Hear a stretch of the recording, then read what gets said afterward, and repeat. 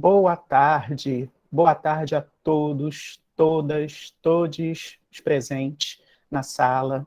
Obrigado pela presença de vocês, pelo interesse, né? Obrigado, alunos, monitores, colegas de trabalho, membros do NUGEDES, obrigado os tradutores de Libra pela presença e pelo grande auxílio.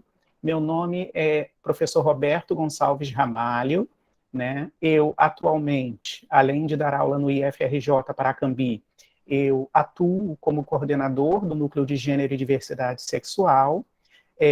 Eu sou branco, estou usando uma camisa preta com uma faixa cinza no meu ombro esquerdo. Dentro dessa faixa tem 3 listras pretas. Eu estou usando uma gargantilha justa demais no meu pescoço, que me incomoda, mas eu acho ela linda.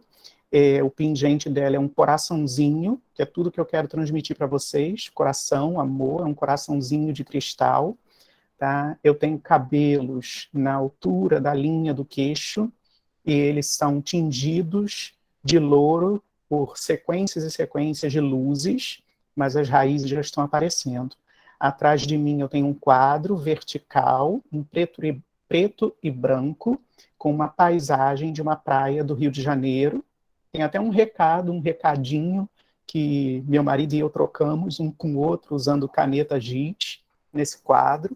Né? Tem também 2 prateleiras, do lado esquerdo da minha cabeça, e do lado direito do meu ombro tem um globo terrestre, redondo como deve ser, certo? Então, é uma alegria muito grande estar aqui com vocês. Para quem não me conhece ainda a fundo, eu quero me apresentar um pouquinho, porque talvez os alunos, os mais novos, né, me conheçam como o teacher de inglês do IFRJ Paracambi. A minha formação é em letras, inglês e literaturas. Eu fiz um mestrado em literaturas de língua inglesa e um doutorado em literatura comparada. Eu não me considero carnívoro, nem vegano, nem vegetariano.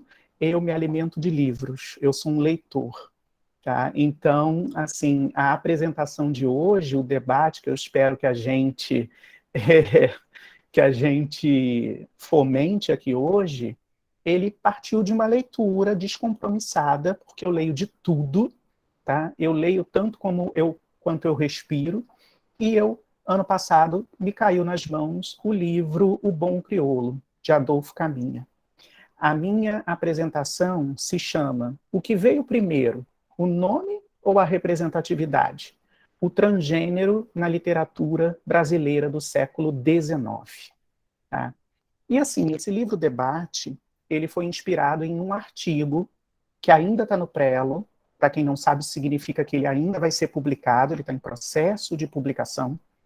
E esse artigo foi submetido à publicação dentro do programa de pós-graduação em Educação e Diversidade, onde eu atuo no nosso campus Paracambi.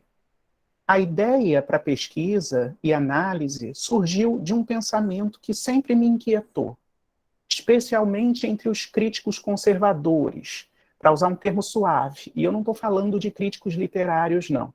Eu estou falando de críticos da vida, de pessoas que se acham na posição de julgar tudo. Tá? E esse pensamento desses críticos, né, é acerca das representações diversas e plurais, tanto de sexualidades como de identidade de gênero. Esse pensamento, sempre expresso em palavras como que para justificar preconceitos, diz o seguinte, e é ele que me incomoda: no meu tempo não existia isso. E aí eu fico perguntando, será que não existia mesmo? Daí nasceu também a pergunta-provocação do título desse debate. O que veio primeiro, o nome ou a representatividade? E eu proponho um primeiro exercício mental muito rápido aqui entre nós, para todos os presentes. Não precisam falar em voz alta, não. Pensem com vocês. Eu até ontem falei isso com a minha turma de pós-graduação. O que vem primeiro? O que existe primeiro? Algo, e esse algo pode ser um objeto, um comportamento, um sentimento, o que for. Ou o nome que nós, os seres pensantes, que usamos a linguagem para nos comunicar, criamos, inventamos para esse algo. O que vem primeiro? Um momento de reflexão de vocês, com certeza vai dizer que primeiro as coisas existem. Depois vêm os seus nomes. Isso significa dizer que tudo é pré-discursivo, ou seja, tudo existe antes da linguagem. O que significa falar que as coisas surgem, depois nós damos um nome a elas. E esses nomes eles são dados com o intuito de rotular, organizar, ordenar, inserir as coisas em sistemas de valores e mecanismos de poder e controle. Conforme eu lia o romance O Bom Crioulo, que foi publicado em 1895, vejam só, 127 anos atrás, publicado por Adolfo Caminha, eu fui me dando conta de que ele tratava não apenas da homossexualidade, que é o fio condutor, vamos dizer assim, mais chocante, que causou mais burburinho quando ele foi lançado, né? E esse fio condutor é nele sobre o qual a maior parte dos críticos literários se debruçam quando falam sobre o livro, quando estudam o livro. A homossexualidade que é presente abertamente nesse livro, né? E reparem, não podemos esquecer, o próprio nome homossexualidade estava nascendo no final daquele século, né? Mas o livro também, eu percebi que ele também tratava de questões para as quais ainda nem existiam nomes. Expressão de gênero dissonante, fora dos padrões socialmente estipulados de normalidade para homens e mulheres. E isso me fez pensar naquele argumento que eu acabei de mencionar lá atrás. No meu tempo, isso não existia. E aí eu me perguntei, não existia ou ainda não tinha nome? Né? Provavelmente uma consequência ainda mais crucial. Por ainda não ter nome, será que ainda não estava inserido num sistema de controle de corpos? E esse controle tem o papel de subjugar, de diminuir, de marginalizar, de condenar aqueles que fogem dos padrões que nós mesmos criamos e reproduzimos e perpetuamos e garantimos a continuidade? Bom, ao final da minha leitura, eu tinha encontrado muitas passagens nesse livro, muitas descrições, cenas de relações entre os personagens que me mostravam claramente que o personagem Aleixo, e daqui a pouco eu vou fazer um resumo sobre a trama, pode ter sido, quem sabe, não somente o primeiro personagem homossexual da literatura brasileira, mas o primeiro personagem transgênero, também de gênero fluido e também de orientação sexual fluida, tá? Da literatura brasileira. E isso tudo muito antes desses nomes, desses conceitos surgirem, quase um século, isso mesmo, quase 100 anos depois que o livro foi lançado. Tá? Então, a ideia desse encontro aqui, dessa sala, é que a gente tenha um debate, mas eu acho importante fazer um resumo da trama do livro, até porque eu imagino que nem todo mundo teve tempo de se debruçar sobre o livro, de lê-lo de cabo a rabo, do início ao fim. Então vamos lá, fazer esse resumo. Ele tem dois, olha o dois, ele tem dois protagonistas. O Amaro, que é o personagem título, também chamado de Bom Crioulo, é um apelido que ele recebe, e o Aleixo. E uma antagonista, que é a Dona Carolina. O Amaro, ele é um personagem que se constrói sobre três patamares de interseções de marginalidade. O primeiro deles, ele é negro. O segundo deles, ele é um escravo fugitivo de uma fazenda. E o terceiro deles, homossexual.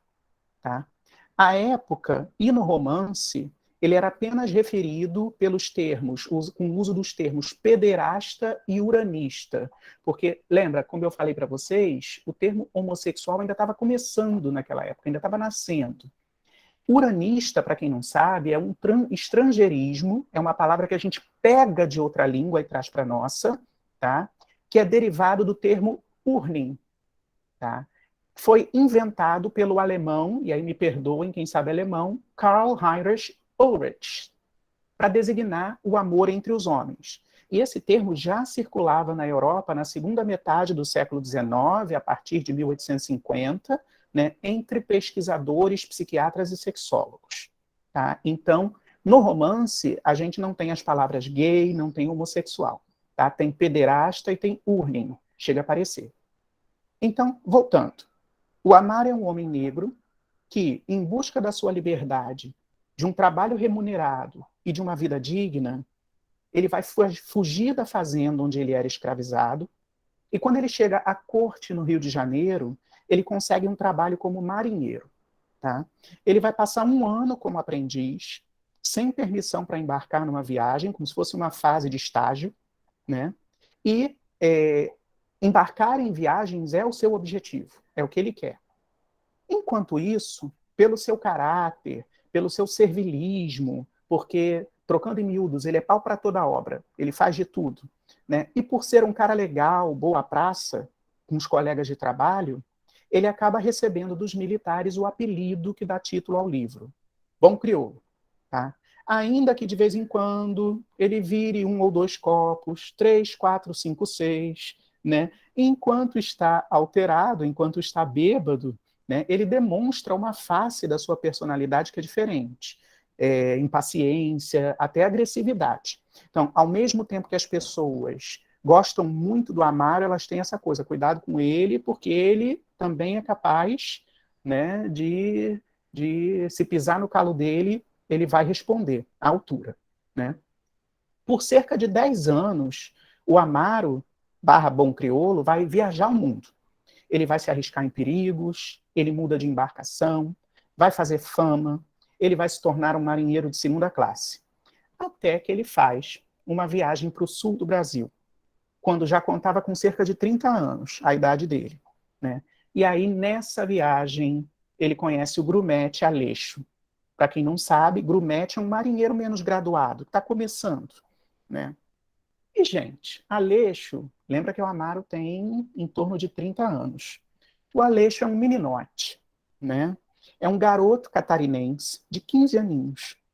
É branco, louro, delicado, recatado, que vira o mundo de Amaro de cabeça para baixo. O que eu estou querendo dizer? O Amaro se apaixona perdidamente, meio que à primeira vista, pelo Aleixo. Tá? E ele não vai descansar enquanto não conquistar o rapazinho. E ele vai fazer isso com um cortejo, com uma paquera digna, tá? Das tramas românticas entre príncipes e princesas. Quando a sedução é consumada, quando ele consegue o que ele quer, ele passa para o próximo nível, que é, ele começa a planejar uma vida de casal para os dois. Né? Ele começa a pensar em alugar um sobrado no Rio de Janeiro, um sobrado que é de propriedade da personagem Dona Carolina, que ele já conhecia antes. E quem é? Alguém quer perguntar alguma coisa, falar? Nívia? Pode abrir o microfone. Acho que foi um engano. Saiu da reunião. Né? Então, assim, o Amaro vai fazer planos de alugar um sobrado da Dona Carolina, que é uma ex-prostituta portuguesa de 38 anos de idade, que vive na Rua da Misericórdia, no Rio de Janeiro. E ele tinha conhecido Dona Carolina e feito amizade com ela num episódio em que ele salvou a Dona Carolina de ser roubada, de ser assaltada, porque alguns ladrões estavam tentando roubar joias que ela tinha dos seus tempos áureos de cafetina, de dona de prostíbulo. Né? Então, durante um ano, o Aleixo e o Amaro vão viver no sobrado da Dona Carolina quando estão atracados, porque lembrem, eles trabalham no navio, viajando. Né? Até que o Amaro vai ser transferido de navio e o Aleixo não. E nesse navio que o Amaro vai passar a trabalhar, ele passa a fazer viagens mais longas, né? Que, sem problema, Nívia, não tem problema. Ele passa a fazer viagens mais longas e que fazem com que ele fique fora de casa por tempo mais comprido também. Então, as chances de visitarem o Aleixo vão diminuindo consideravelmente. Tá? Com essa nova configuração profissional do Amaro, o Aleixo vai passar mais tempo sozinho no sobrado, porque as viagens dele são mais curtas. Ele vai, sai, logo volta, está em casa de novo. E aí é que a trama se complica, porque ele vai passar a ser alvo dos interesses sexuais e amorosos da portuguesa, Dona Carolina. Então vai começar a se formar um triângulo amoroso. Eventualmente, a Dona Carolina consegue roubar o Aleixo do Amaro. Né? Ela vai conseguir roubar esse menininho jovem e delicado dos braços do Bom Crioulo. E aí vai se configurar o cenário que nos vai levar para o clímax trágico do livro, né? Eu espero que alguns de vocês já tenham lido o livro, mas eu não quero dar spoiler, né? Então, enquanto eu li o livro e pesquisava estudos sobre ele, porque quando a gente faz uma pesquisa literária, a gente vai atrás de uma coisa que a gente chama fortuna crítica. O que críticos e estudiosos já escreveram sobre aquela história. E aí eu pesquisei vários artigos e livros sobre o bom crioulo, escritos sobre o bom crioulo. E eu percebi que a palavra de ordem, a palavra-chave em todos os artigos era homossexualidade.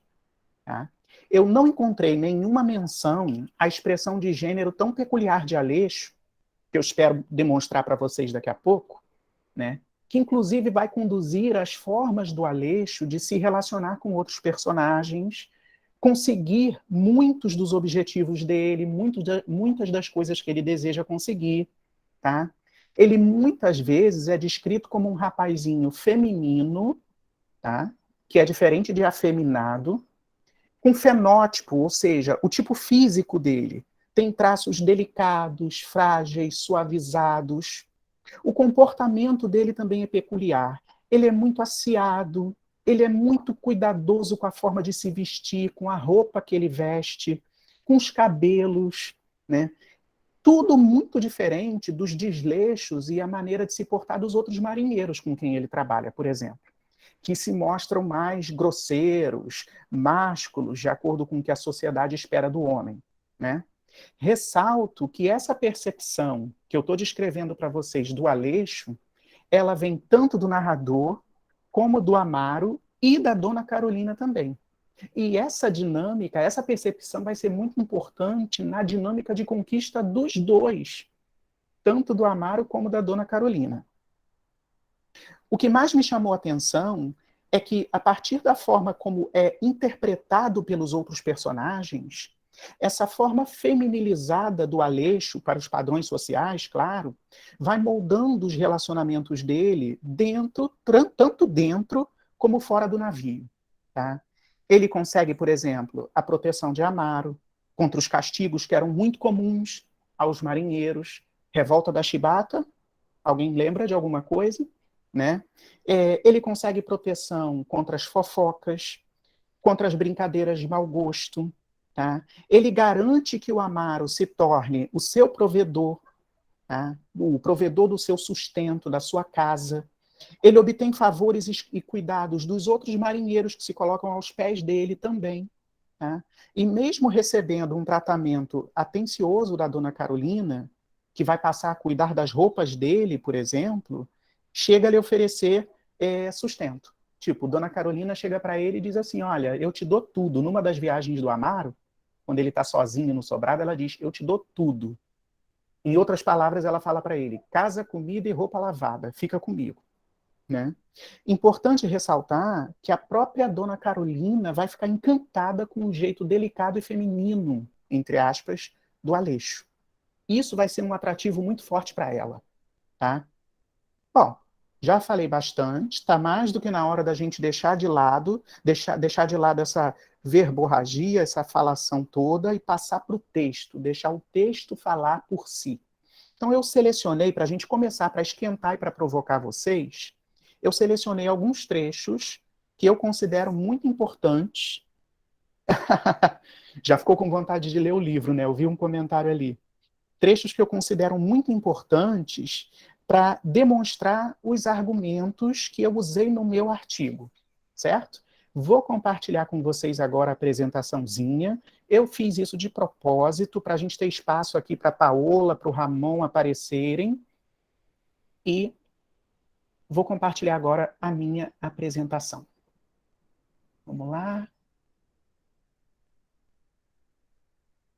Cadê ela, gente? Eu já abri aqui, só me faltava essa agora. O PowerPoint já está aqui. Calma, temos tempo.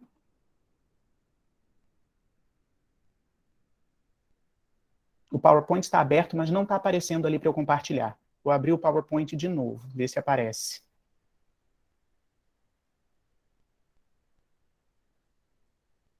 Enquanto isso, aproveitem, repassando a informação que o Israel colocou ali, esse livro ele está em domínio público. Isso significa que vocês conseguem lê-lo gratuitamente, sem estar infringindo nenhuma lei na internet. É só entrar no site do domínio público. Ah, tá. Renata está falando para eu não minimizar o PowerPoint.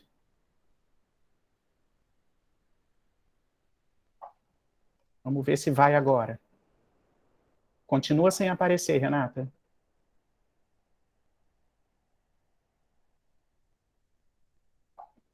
Eu acho que eu vou tentar, Pedro, passar para você e você ver se com você aparece aí. Beleza. Tá, enquanto isso, o reloginho, pensando aí em tudo que eu falei.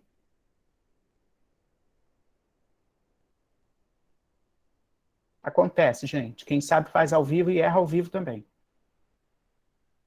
E olha que a gente faz isso sempre, né?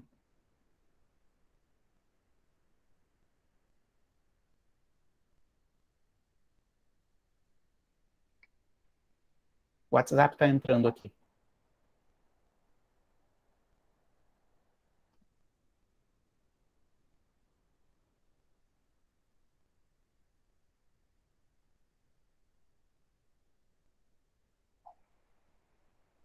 Entrou.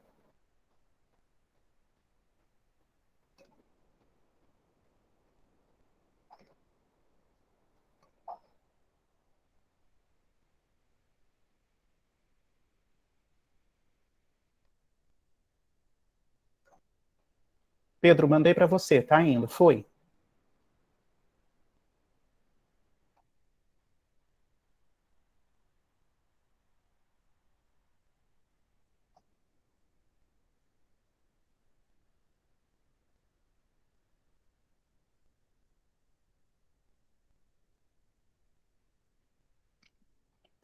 Tem no Wattpad também, no aplicativo gratuito, Wattpad. Né? E para quem quiser comprar, ele custa R$ 2 no Kindle da Amazon. Mas é aquilo que a gente falou, não tem necessidade, porque realmente é grátis.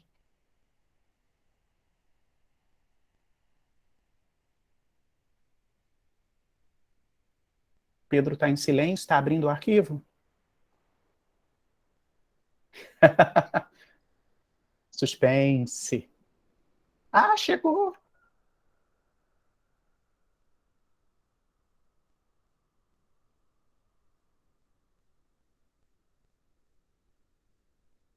E só para atiçar mais a vontade de vocês, tá? Porque tem aquelas pessoas que são preguiçosas para ler e usam um argumento assim: ah, é velho, já tem 127 anos, vai ser chato. Não, o livro é curtinho, ele tem cento e pouquinhas páginas e ele é super fácil de ler, tá? A leitura flui muito naturalmente. Então não tenham medo de ler O Bom Crioulo. O que houve, Pedro?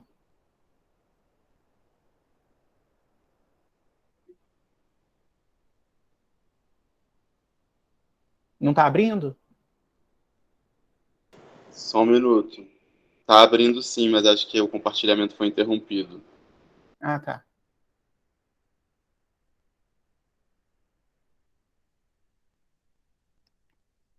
Vou mandar para a Lívia também.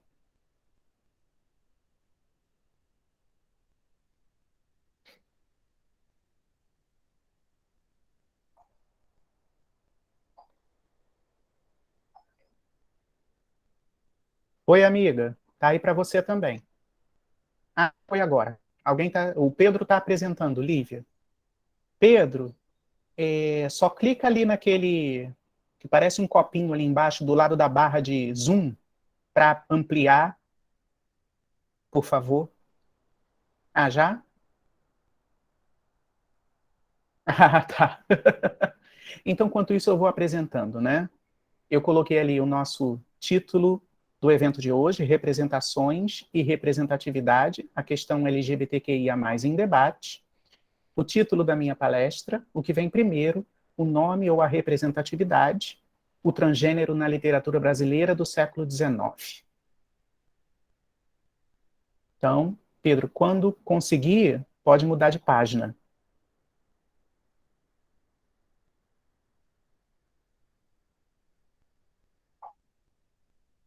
Eu acho que se o Pedro tiver com problema, de repente é válido a gente tentar a Lívia, se a Lívia é mais rápida. Ah lá, o Pedro já mudou, mas não mudou para nós. Mudou. Então vamos lá, obrigado. Dá para enxergar bem? Tamanho tá bom, né? Então, eu comecei com trechos do livro. É claro que essas páginas, elas são tiradas da minha edição. Então, as edições que vocês tiverem, provavelmente não vão ter as mesmas páginas, tá? Mas eu começo como Amaro enxerga o Aleixo, como ele vê o Aleixo, tá?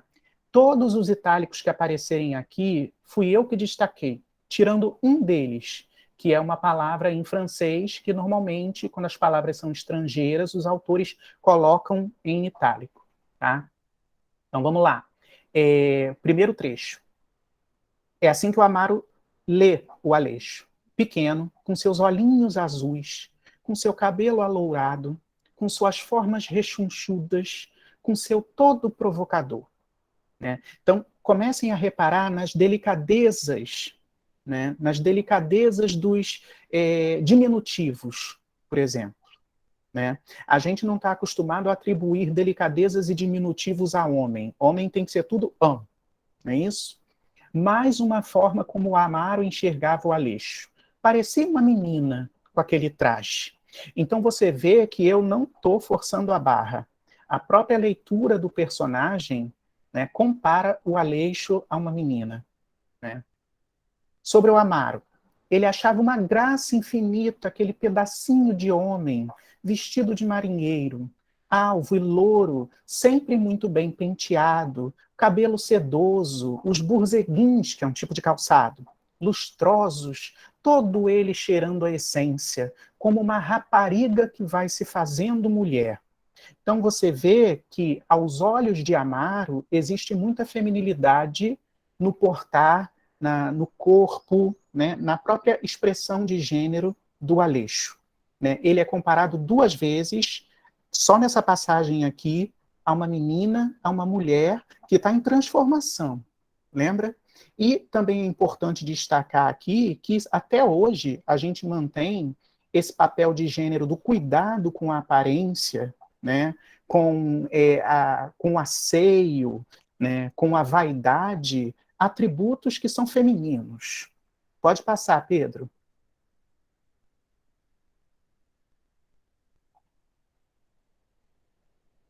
Agora, como os outros marinheiros veem Aleixo. Era mesmo uma espécie de príncipezinho entre os camaradas. Um menino. Isso, Natanael. Socialmente, exatamente. Um menino bonito dos oficiais, que o chamavam de boy, habituando-se depressa àquela existência erradia. Eu destaquei o adjetivo erradia. Né? Foi perdendo o acanhamento, ou seja, no início, Aleixo era um menino muito, muito reservado, muito tímido, muito acanhado, que também não é uma característica masculina. Espera-se que os homens sejam abertos para frente, que se imponham, né? A primitiva timidez ele vai perdendo. E quem o visse agora, lesto e vivo, acudindo à manobra, muito asseado, sempre na sua roupa branca.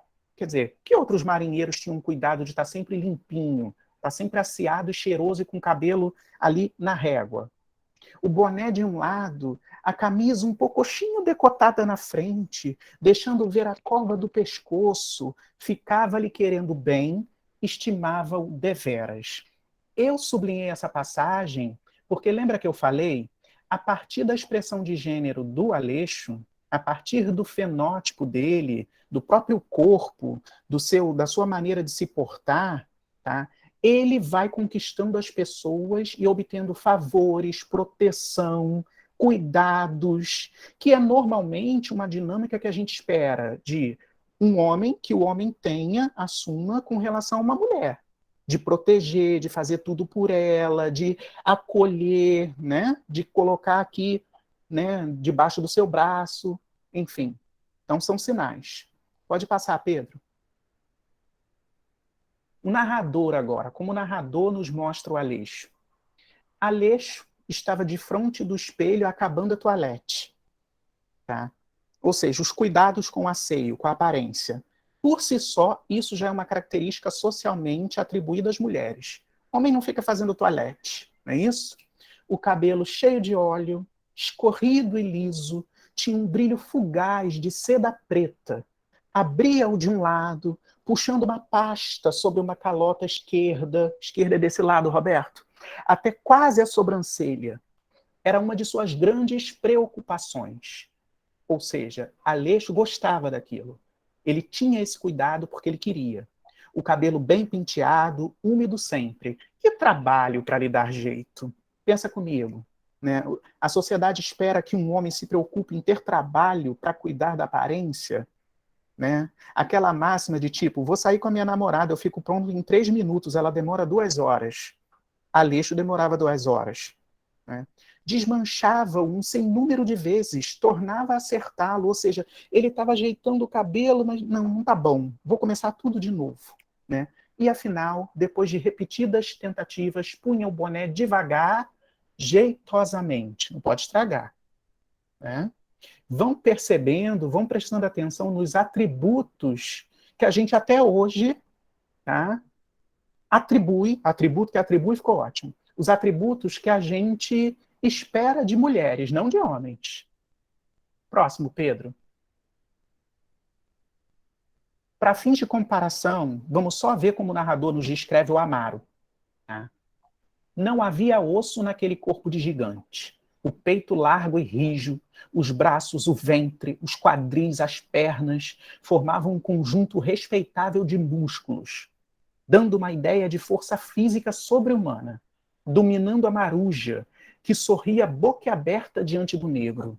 Desde então, Bom Crioulo passou a ser considerado um homem perigoso. É o que se espera de um homem, né? Que ele imponha respeito, que ele seja perigoso, vamos dizer assim. Exercendo uma influência decisiva no espírito daquela gente, impondo-se incondicionalmente, absolutamente, como o braço mais forte, o peito mais robusto de bordo. Os grandes pesos, era ele quem levantava. Para tudo aí vinha o Bom Crioulo com seu pulso de ferro. Ah, eu quero abrir aqui.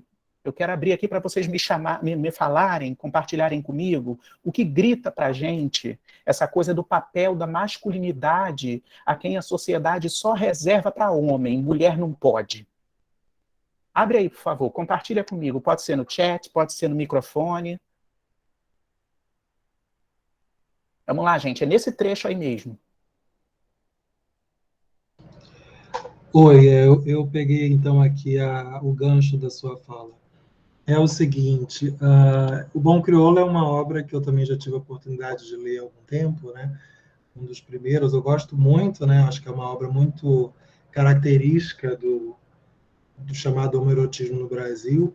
E eu gosto a leitura, pelo menos que eu tenho até então, é muito na lente da perspectiva das masculinidades, mas também daquilo que o Richard Miskolc chama de um processo de racialização do sexo e sexualização da raça. Porque a figura do Bom Crioulo, e aí você disse que não ia dar spoiler, mas eu vou. Um dos pontos que eu acho complicado depois, tem toda uma pedagogia moral nessa obra, né? É que a figura do Amaro, desse homem negro, que vai ser visto como perigoso devido à própria condição de escravo fugido, etc., ela também depois há uma espécie de moral nessa obra do Adolfo, que vai, de alguma maneira, apontar para a sociedade do século XIX a inviabilidade de uma relação de caráter homoerótico e, ainda mais, interracial também. Então, assim, esse recorte que você apontou é muito sintomático da perpetuação do que a gente tem ainda hoje do estereótipo do homem negro enquanto um homem que é perigoso, potencialmente perigoso, mas também do ponto de vista do sexo, ele é visto como um sujeito de uma sexualidade muito animalizada, muito embrutecida, pouco afeita à dimensão do que é considerado, né, dos códigos de civilidade, se a gente pensar no Norbert Elias, e coloca ela num campo muito mais do animalesco. E isso, quando atravessa pela homossexualidade, ainda projeta sobre esse corpo que é uma incidência ainda hoje da subjetividade homossexual racializada, pensando nos homens pretos e pardos, é uma demanda de que ele ocupe uma posição muito agressiva do ponto de vista de ser a figura da posição do ativo sexual, do dominante, que tome para si esse papel do protetor, que eu acho que aparece muito na construção da imagem do Amaro, e que se perpetua também, e que projeta no corpo, né, do Aleixo, que é um jovem ainda adolescente, etc., e branco, um lugar também de uma homossexualidade que é muito fragilizada, que é muito vulnerabilizada pela relação com o que seria a figura do homem negro do Amaro. Sim, perfeito. É impossível fazer uma análise de Bom Crioulo e não passar pelas questões raciais, que o Natanael pontuou muito bem, né? Existem os estereótipos colocados sobre a figura do negro, tá? Não só do homossexual, mas do heterossexual também, mas nesse caso aqui do homossexual, ele falou muito bem, não preciso repetir, né? Que se espera que seja agressivo, provedor, ativo, extremamente másculo, etc. e tal. É isso? Muito bem apontado, né? Pedro, pode passar.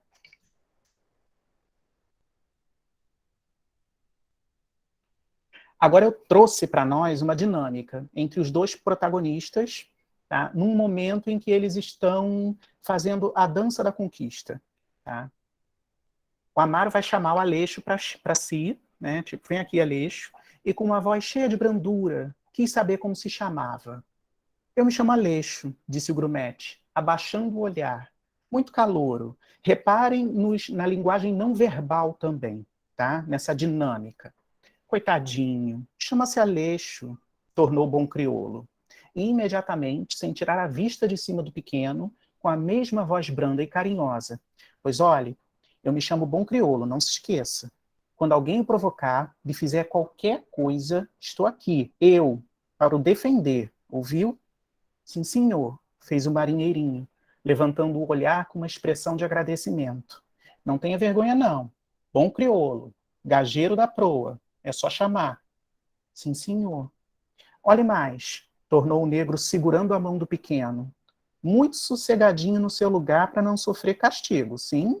Porque eles eram muito castigados por qualquer coisa, né? Tipo, eles tinham que se apresentar todo domingo de manhã, vestidos, fardados, bem asseados e tudo, para inspeção pelo superior.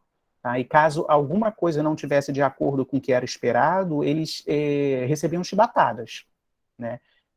Aleixo só fazia responder timidamente, sim, senhor, com um arzinho ingênuo de menino obediente, né? Então, se a gente colocar essa dinâmica inicial entre os dois, reparem que é bem no comecinho do livro, página 21, tá? Dentro de uma análise dicotômica de um jogo da conquista, tá? E não prestar atenção aos nomes e ao gênero das palavras, a gente enxerga ali uma relação masculino-feminino. Tá? Vamos para o próximo.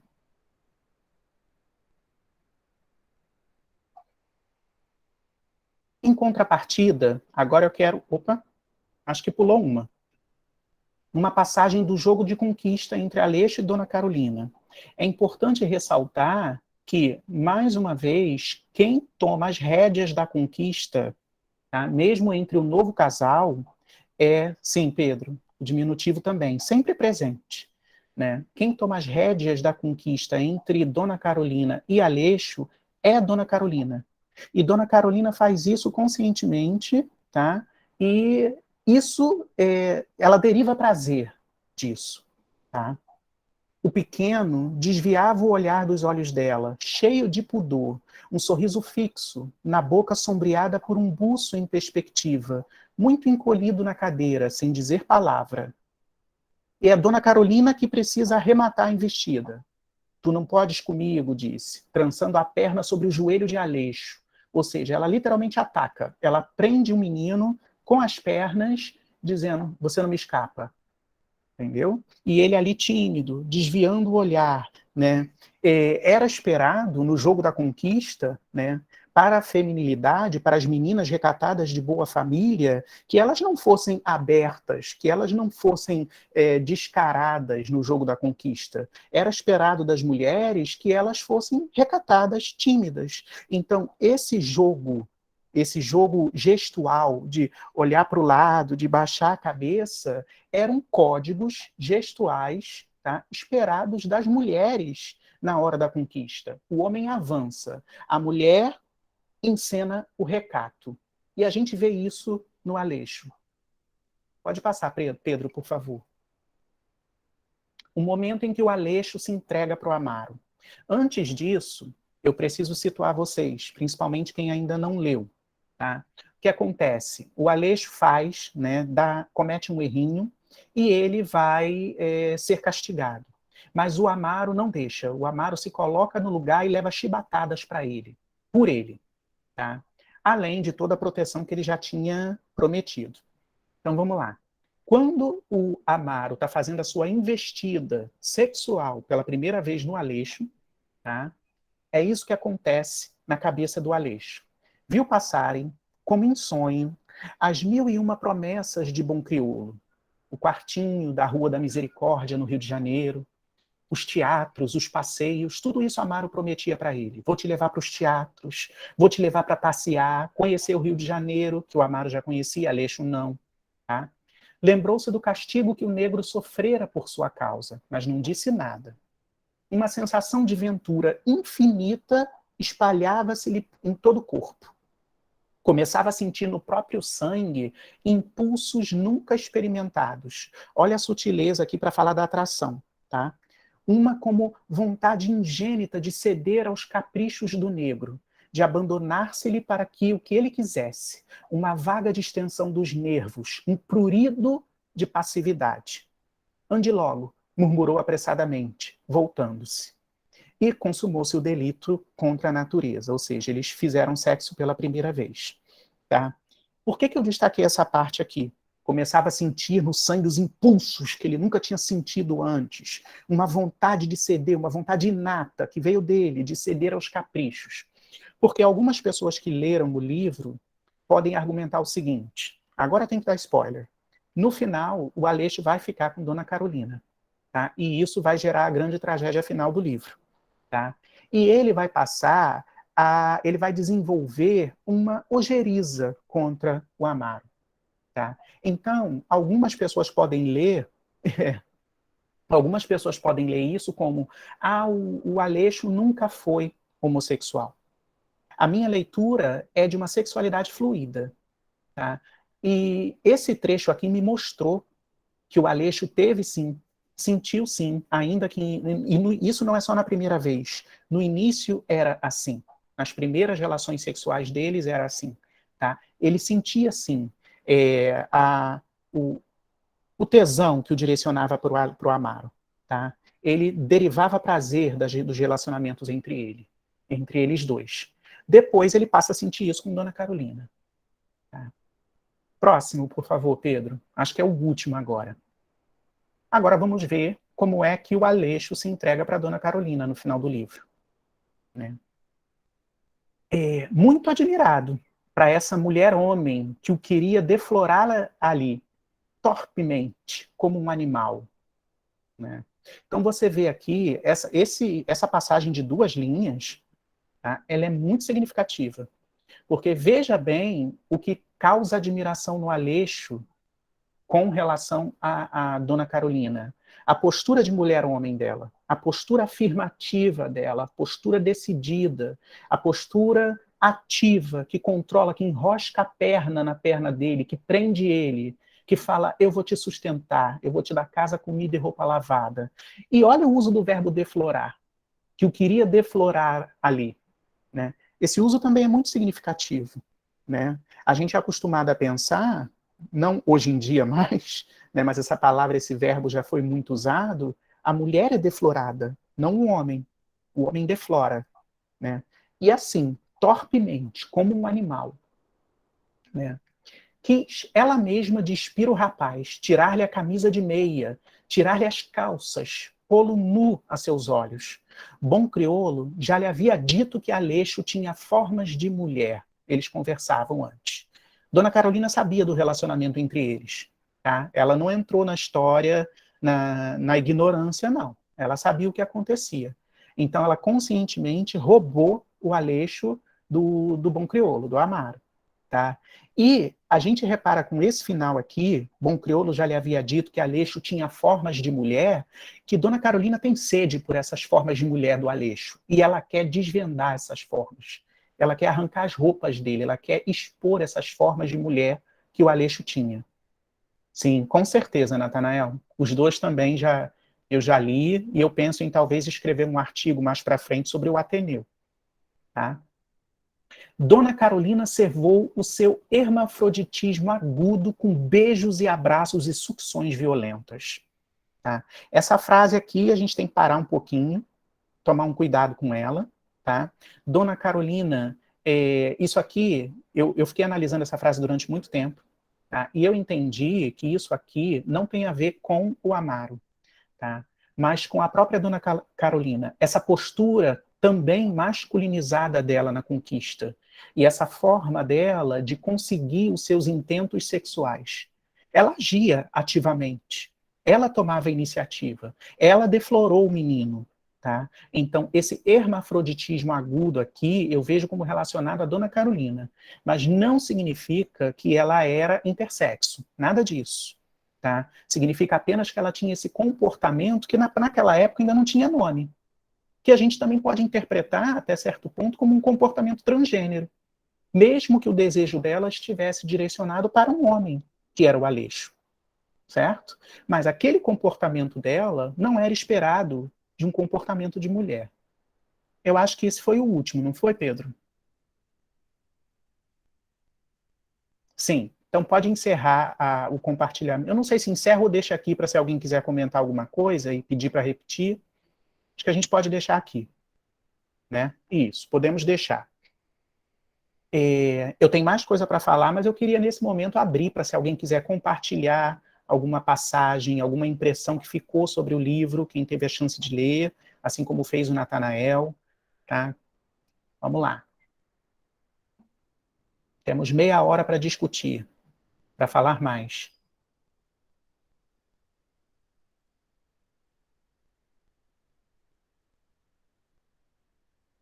Nada? Tá.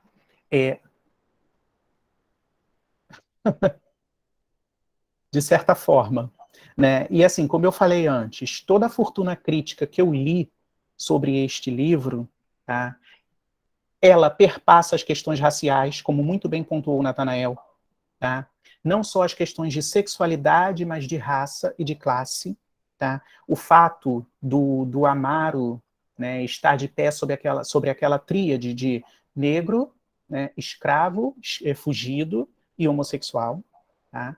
Nenhum artigo que eu li para escrever o meu artigo falava sobre essas peculiaridades que eu não consegui deixar passar no comportamento, tanto inato, né? Estou falando nas características inatas do Aleixo, né? Que são evidenciadas muito diretamente no texto, né? A delicadeza, o corpinho, né? Como também os comportamentos, os gestos, a maneira de se mostrar diante das pessoas, né? Com essa timidez, essa vaidade exacerbada, né? Essa passividade na conquista. Então foram essas coisas que me fizeram, tá, arriscar e fazer uma leitura transgênero de Aleixo dentro da obra O Bom Crioulo. Tá? E outra coisa que é muito importante, você quer falar sobre isso, Pedro? Eu fiquei sabendo, mas não pude assistir quando aconteceu. Ou basta seu texto? Se quiser, abre o microfone. Não sei se ele está abrindo, o computador está lento. Pode só escrever. Deixa eu ler então o que ele escreveu. Recentemente, a drag queen Rita Von Hunt fez uma palestra sobre esse livro, a convite do NUGED do IFRJ Pinheiral. Sim. Surgiu no debate uma questão sobre as classificações da literatura. Sim. Está escrevendo mais alguma coisa? Vamos só falar muito rápido, que era perguntas feitas lá na palestra, que era sobre esse mesmo livro, né, e do Nugedes, né, perguntavam se essa literatura já pode ser... Aí é um debate também, né, também sobre nomes, né, sobre representatividade também. A literatura Aí eu não sei os termos também, literatura homoerótica, literatura gay, literatura... Tem várias classificações, né? Vocês é que são esses especialistas em literatura, mas o quanto que também era importante, em algum nível, colocar esse texto como pioneiro ou não, ou como que esse texto também tem seus próprios problemas e não vai dar conta do que se espera hoje de uma literatura comprometida com, enfim, o que se entende por dignidade de vida para as pessoas LGBT. E é isso, assim, é um debate em aberto, acredito, e estou jogando aqui até para você pegar aí essa bola e, não sei, trabalhar também, se quiser, como questão. Claro. Vamos lá. A gente viu ali no texto, né, o uso de um adjetivo erradio, né, que o narrador usou para falar. Pois é, Nívia, é um questionamento que fica aí, né? Já que ela tinha essa inclinação tão forte, essa fome tão grande pela feminilidade, pelo corpo de mulher do Aleixo, é uma questão. É questão de perspectiva. Depende da ótica que a gente assume para interpretar esse relacionamento. Mas voltando ao que eu estava falando do Pedro, né? Fala, Nívia. Que ela abriu por acidente ou quer falar? Fechou. Né? Ou seja, na época, né, e aí a gente volta para o meu título, o que vem primeiro, o nome ou a representatividade? Na época não se discutia a transgeneridade. A explosão de indignação, né, a reação, o choque, né, que a publicação desse livro gerou foi pelo relacionamento entre um negro e um branco, as questões raciais, foi pelo relacionamento dentro da Marinha, tá? E foi pelo relacionamento entre dois homens. Essas foram as questões que explodiram a cabeça das pessoas no século XIX. Né? Não encontrei, como eu falei, e duvido muito que fosse encontrar alguma coisa da época fazendo referência a essa leitura que eu fiz agora, sobre a transgeneridade. E a questão do que tipo de literatura é essa, né, algumas vezes eu já falei em falas minhas. Né? Quando a gente fala de uma literatura transgênero, LGBT, né, gay, lésbica, etc., a gente tem que pensar, né, se essa classificação ela depende de por quem que é feita essa literatura, para quem que é feita essa literatura, ou sobre o que é feita essa literatura. Esse é um debate infindável.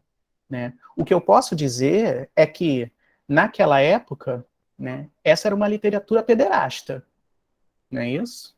Essa era uma literatura ultrajante, porque mostrava um relacionamento entre dois homens, um negro e um branco, com essa mistura de raças. Né? Com certeza não se falava numa literatura homossexual porque o termo era muito incipiente, estava acabando de nascer. Né? E muito menos se falava em literatura transgênero, porque esse nome só foi surgir na década de 1990, nos Estados Unidos, e depois foi importado para nós. Nós trouxemos para cá. Não é isso? Então, assim, a gente percebe que até a rotulação vai depender de uma interpretação histórica, cultural, né? A evolução dos debates. Deixa eu ver aqui o comentário que surgiu aqui. Sim, era. Né? A intenção, quando foi criado, não era. Né? Que foi criado por sexólogos com a intenção de estudar e ajudar, se é que se pode dizer assim, mas foi apropriado para uma maneira pejorativa.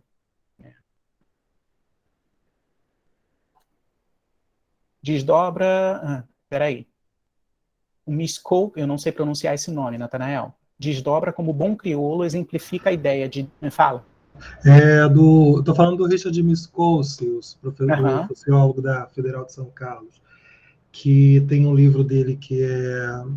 Como é que chama, gente? Tem um nome, sempre esqueço. O Desejo da Nação, Masculinidade e Branquitude em Fins do Século XIX. Que ele faz muito também essa apropriação da literatura brasileira, com algumas lentes, né, dos estudos do Michel Foucault, para pensar como a literatura, ainda mais uma obra que tinha um caráter naturalista, vai também tratar, né, de como essa relação, essa imbricação do elemento negro, do elemento branco na construção da identidade nacional brasileira O elemento negro é visto como um elemento que é destrutivo, que produz degeneração social, imoralidade, tem muito essa questão de moral e imoral, e esse elemento branco, que é corporificado aí no Aleixo, é muito tratado no lugar da fragilidade, que ele não tem malícia, que ele está sempre sendo levado por essas figuras ali, que são, digamos assim, indesejáveis a um projeto de nação, né? Seja a figura do escravo, seja a figura da mulher prostituta, e o Balieiro, também, Fernando Balieiro, também fez um trabalho, que é do mesmo grupo que ele, sobre a pedagogia do gênero e sexualidade no Ateneu, e mais recentemente a tese dele foi já um trabalho sobre Carmen Miranda, né, a identidade nacional dos anos 30. Mas, enfim, eu acho que são, pelo menos a leitura que eu tenho muito atravessada por essa perspectiva, né, é de olhar muito essa imbricação, né, do caráter racial, do caráter sexual nessas literaturas, de como fomentam também ali a construção dos imaginários do homoerotismo no Brasil, e também das pedagogias em torno do que era possível ou não para que esses corpos pudessem existir. Então, vejo muito nessa linha. Basicamente, pegando um gancho do que você falou no início da sua fala, é como, né, a interpretação é como se o Amaro tivesse desvirtuado o pobre Aleixo, levado para o mau caminho, literalmente, estragado o menino, não é isso? Uma coisa que eu gosto de chamar a atenção também para isso é que a gente vê essa figura, esse corpo andrógeno, tá, do Amaro. Eu vou só concluir a frase, Wagner, aí eu abro para você, né? E transgênera, por que não? Uma leitura transgênera de Aleixo, eu acho que tem subsídios, tem argumentos para usar, eu mostrei alguns para vocês aqui, é claro que tem mais no livro, tá? Mas que isso mostra para a gente que a transgeneridade, tá, ela não determina sexualidade, né? Primeiramente, o Aleixo se relaciona com o Amaro, depois ele se relaciona com Dona Carolina, né? E a gente percebe também que, ou seja, ele flui nos papéis de gênero dele, né? Uma hora ele é, né, um homem, um menino que está virando um homem, outra hora ele é a namoradinha, a esposa, né? Em várias passagens do livro, o próprio Amaro fala que é marido dele, né? Abre, Wagner, por favor. Oi, então, eu estou aqui só acompanhando, né, as discussões, que eu não tenho essa bagagem para fazer essas leituras que agora Natanael, por exemplo, fez, você vem fazendo.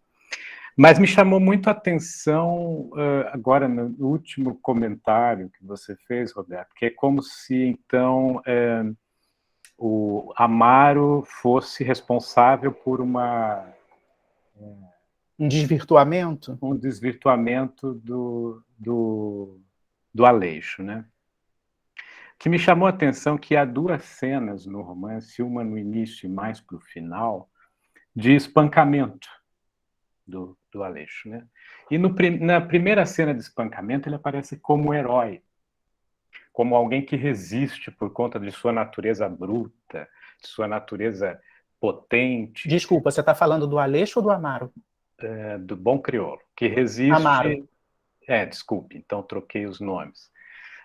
Mas, de fato, então, ele tem duas cenas de espancamento de Amaro, uma no início e outra mais para o final. E na primeira ele aparece como um super-herói, como aquele que, por proteger o seu amado, ele aguenta, né? Por proteger alguém que está nessa posição da feminilidade construída, ele aguenta e sustenta aquele espancamento pavoroso. No segundo espancamento, que isso acontece quando ele já está no outro navio, retorna à Terra para tentar encontrar com Aleixo. Isso, acertou. E aí ele se embebeda, porque era justamente o motivo pelo qual não queriam libertá-lo, não queriam deixá-lo ir à Terra. E aí volta, e, enfim, ele tem uma cena de briga com o português, se eu não me engano, e aí, por conta disso, ele é punido. O que eu achei interessante agora que vocês trouxeram a questão sobre essa perspectiva, que da metade para o fim, essa dimensão moralizante já está colocada. E nesse segundo espancamento, ele adoece. ele vem sendo descrito como alguém que já não tem mais a mesma compleição física, que está magro, que acaba, Sim. depois desse espancamento, acaba num hospital, né?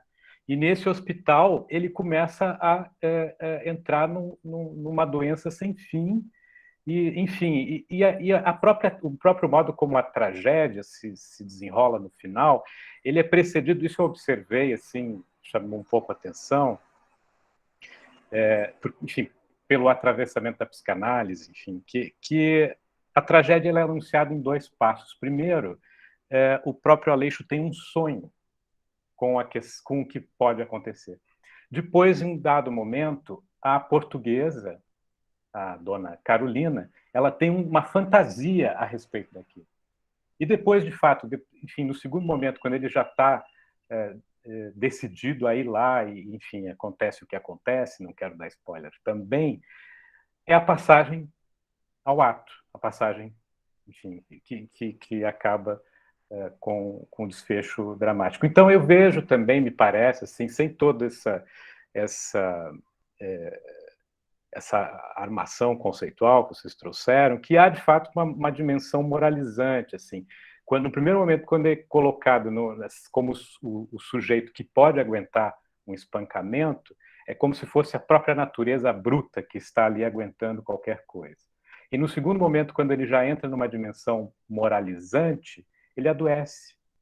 Né? Ele adoece, sucumbe, e é a causa do desfecho trágico do romance. Então me chamou muito a atenção, de fato, esse comentário, Natanael, que o romance tem uma solução moral. Né? Enfim, só uma pequena observação que me ocorreu. É interessante o que você está falando, faz todo sentido, Wagner. Essa questão moralizante ela é muito presente nesse tipo de literatura, na literatura que transgride, cujos personagens transgridem, porque até determinado ponto, historicamente falando, né, ainda que você fizesse, ousasse produzir tal literatura, tá, você tinha que pelo menos atenuar os efeitos dessa tua ousadia no final. Teria que ter um efeito moralizante nesse teu texto. E geralmente, se você prestar atenção, o que acontece com essas histórias é o que vai acontecer no final desse livro, né? Que ninguém está querendo dizer o que vai acontecer. Tem que ter a tragédia, tem que ter a correção, o corretivo.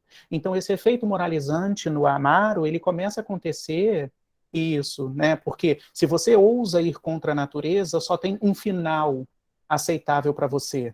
E isso se refletia, inclusive, na literatura. Essa coisa do final feliz não existia, não podia ser aceitada, entendeu? A punição, exatamente. Então, o efeito moralizante no Amaro vai começar a partir do momento em que ele, perfeito Pedro, muito bem, né, em que ele é afastado por conta do trabalho, né, por questões do trabalho, profissionais, passa a fazer viagens mais longas, mais compridas e tem menos chances de ficar em terra com o Aleixo, né, e ele vai começando a se sentir consumido pela saudade, pelo desejo pelo Aleixo, tem muita descrição disso também, a saudade imensa que ele sente, isso é somatizado, né, e essa somatização vai transformando a constituição desse Amaro que a gente conhece no início do romance, dessa fortaleza indestrutível, desse homem de músculos sem ossos, grande, etc. Então ele vai literalmente definhando diante dos olhos do leitor.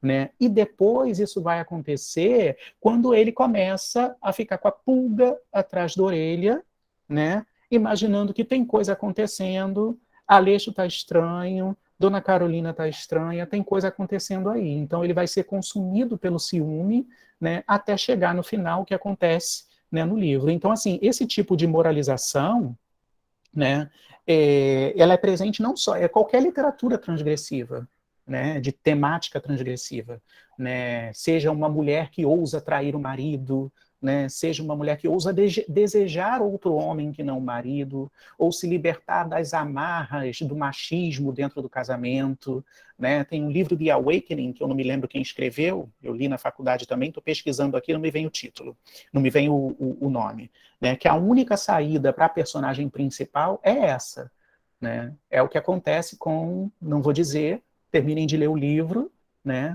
Parece até que o livro é meu, tô fazendo propaganda, tipo, leiam de qualquer jeito. Né? Mas é isso que vai acontecer. Então, a questão moralizante é real. né? Era o que era esperado, tipo, pelo menos foi corrigido no final, pelo menos foi punido no final, né? Sim, exatamente, Alexandra, né? Kate Chopin, Renata, perfeito, The Awakening, obrigado. Pesquisei aqui, veio o filme, veio o Caramba 4, mas não veio exatamente, né? Eu não sei se existe livro em português, se existe tradução do The Awakening para o português, mas é muito bom, como diz a Renata aqui, né? Então, mais alguma coisa? Vamos lá, a gente tem aí em termos... Vamos lá. Quando a gente fala em... Deixa eu ler aqui para vocês todos. A gente tem uns 14 minutos ainda, hein, para descansar para o Cine Debate. O Gustavo da Silva Barbosa está me perguntando qual é a diferença entre o afeminado para o feminino. Gustavo, afeminado é um termo por si só já pejorativo, né? Porque tem uma classe de julgamento muito forte, tem um peso de julgamento muito grande nele, né? Quando a gente fala que alguém é afeminado, a gente está comparando, dizendo que aquela pessoa imita, né, a feminilidade, vamos dizer assim, e até certo ponto força aquela feminilidade. Então, o afeminado é o que tem trejeitos, que tem uma forma de falar que a gente identifica mais como de mulher, vamos dizer assim, é aquele que, vamos dizer, que rebola demais, que requebra demais, né? que cruza as pernas ao sentar. Agora, o feminino, né, aqui já remete a mais essas características inatas que nasceram com, no caso, o nosso exemplo aqui, o Amaro, desculpa, agora eu que errei, o Aleixo, né? O Aleixo ele é visto pelo narrador, pela dona Carolina, pelo Amaro, como uma mulher em desenvolvimento. As pessoas olhavam para ele e viam no corpo, na constituição física, não era em gestos, não era na forma de falar, não era em desmunhecar, usando um termo muito chulo que a gente usa, não é isso, entendeu? Na constituição dele, no jeito dele, no corpo dele, tá? Nem sempre, tá? A gente acredita numa falácia de que o nosso corpo delimita muito claramente o que é ser homem, o que a gente acha que é ser homem, do que a gente acha que é mulher. Nem sempre, às vezes o corpo não delimita muito bem essas fronteiras, né? Às vezes o corpo de um homem, ele tem traços de mulheres. Um quadril mais largo, que a gente atribui às mulheres, né? Ou as mulheres têm traços, né? Tipo, um seio que não desenvolve muito, fica pequeno, quando coloca a roupa você fica assim, ué, mas cadê? Não tem peito? É homem ou é mulher? Então, a própria natureza, ela nem sempre vai colocar esses limites muito claros, muito nítidos. Então, tá aí a diferença entre o ser feminino e o ser masculino, no caso, diferente do ser afeminado. Respondi você?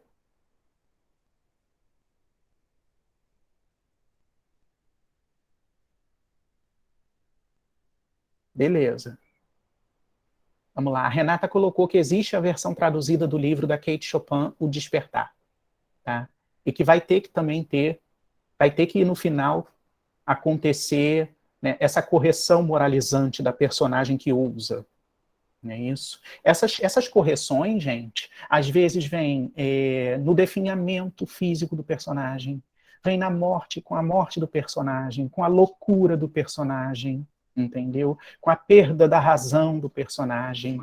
Então, existiam várias maneiras do autor colocar ali a única saída para esse personagem que ousava questionar as normas.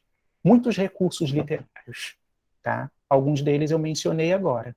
E o Amaro, com certeza, ele mostra, né, ele vem num crescendo dessa moralização dos seus atos.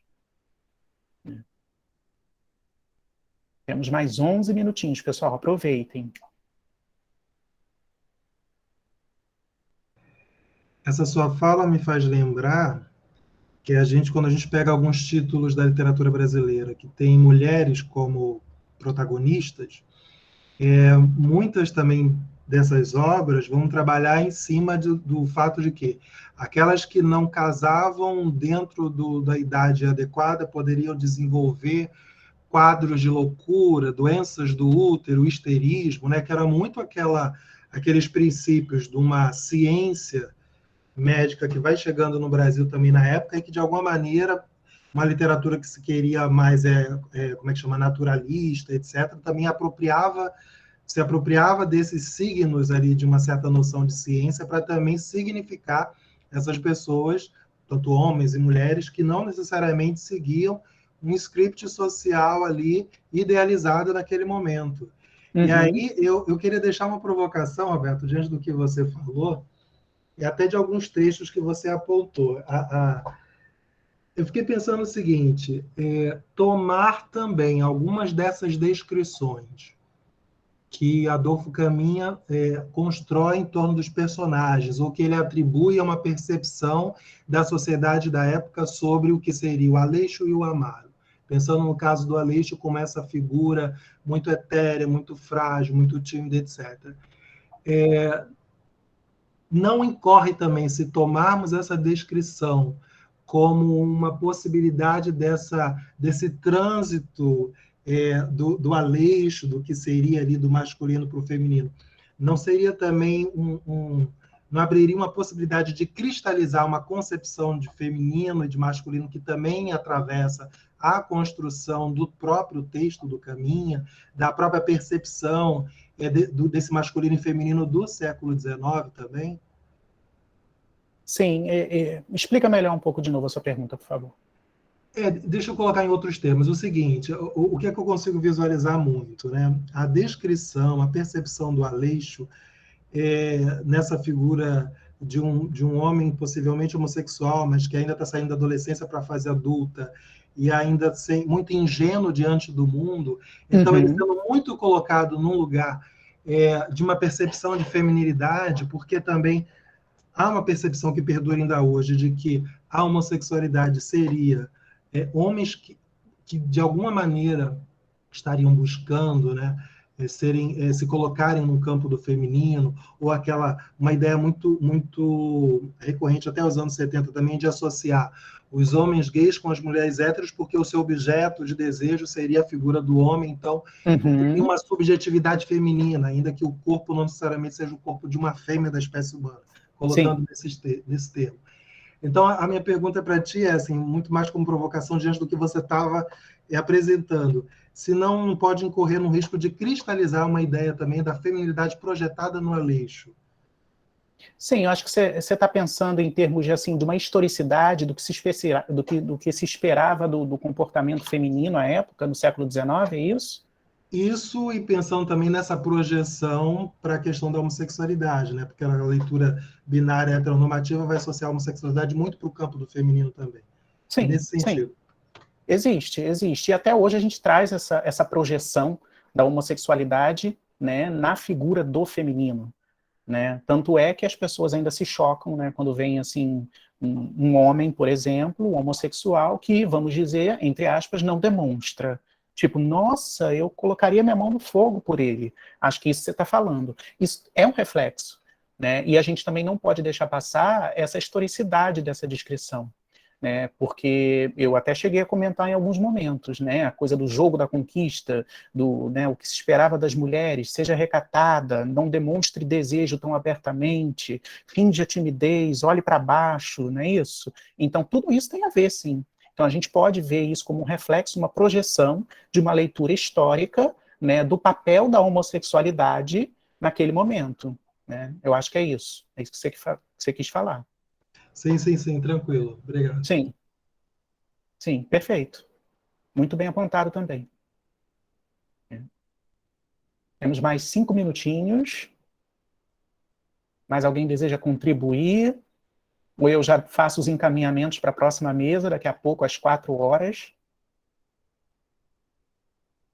Bom, às 4 horas nós vamos ter um cine-debate em parceria com o projeto Luz, Câmera e FRJ em Ação e o NEABI do campus IFRJ também.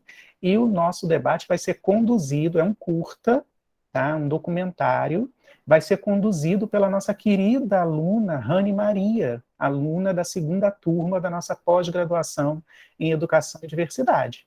Então, assim, e temos convidados também, então não percam, vai ser muito bom. Ano passado, no nosso primeiro evento, o Cine Debate foi um sucesso, explodiu em participação, né? Todo mundo gosta de comentar, opinar, perguntar ao assistir os filmes, né? Então, daqui a pouco a gente se vê. Aproveitem essa meia horinha para tomar seu café da tarde, para ir ao banheiro, beber sua água, e eu vou estar aqui, espero ver todos vocês também, às 4 horas, certo? Das 4 às 5h30. Passou a lista de presença? Passou o nosso formulário de presença? Para todo mundo receber esse certificado? Passou. Eu que não assinei. Tá, mas tudo bem, eu sou palestrante. Gente, muito obrigado, tá? Espero que vocês tenham tirado alguma coisinha, tenham ficado com vontade de ler, né? Ler é muito bom. Leiam de tudo, leiam sempre, tá? Gostei muito da conversa, tá? E obrigado pela presença de vocês no evento, gente. Sem vocês ele não existe, tá? Um beijo para todos, daqui a pouco a gente se vê, eu vou estar de volta. Tá? Obrigado para os nossos intérpretes de Libras. Infelizmente, eles não vão poder estar conosco a partir de agora. Mas, muito obrigado, muito obrigado. Tá? Tchau, gente.